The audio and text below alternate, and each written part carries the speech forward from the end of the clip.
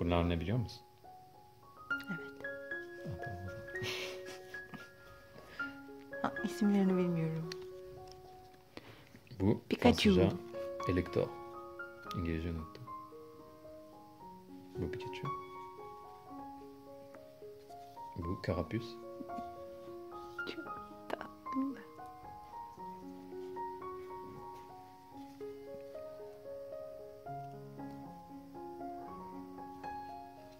Bu Florisa. Bu Nido Queen. Ve bu Tortonk. Tortonk. Bunları çizmek için yani kalite çizdim önce ve sonra karton üstüne glue. Yapıştırdın. Sonra kestim. Bon travail. Evet. Bence de.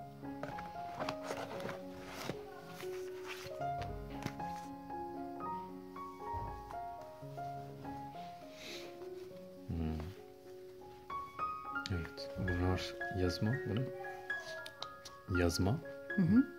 Güzel yazı defteri. Evet. Sepe bu ortaokul yani 6 yaşındaydım o zamanlarda. 4. sınıf Fransa'da. Demek ki bu yıl yazmayı öğrendim. Merci. Le goûter, un boulanger, une perle, une gerçure. İlk yazıların mı bunlar? Çok güzel yazmışsın. Evet. İlk yazı için. Vay be. Bu 3. ama. Tebrik ederim. 3.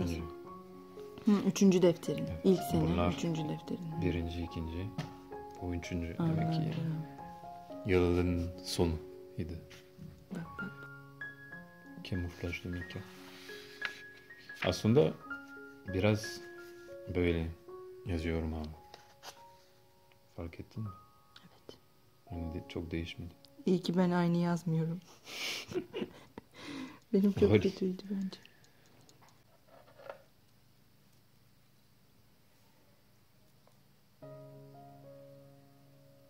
O ne? Kimin? Bu dedemin saat. Bana verdi. Yani tabii ki çalışmıyor. Evet. Hatıra. Yani ben küçükken verdi aslında. Yani o zaman yani aslında bileğim hala çok ince ama bu zamanlarda küçüktüm. O yüzden giyemedim. Takamadım. Ve hep takamadım ve hep annemlerde kaldı. Ve onlar dedi yani bir gün büyükken takacaksın. Ama hiç takamadım. O zaman belki takabilirim. Artık takabilirsin. I just need to repair it. Tamirciye götürürüz. Dedenden hatıra. Precious. Tabii ki precious. I don't know if it's a precious watch actually, or if it's just normal one. But for me, so. Of course.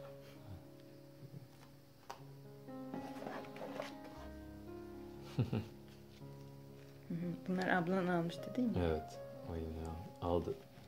Bunlar eski değil.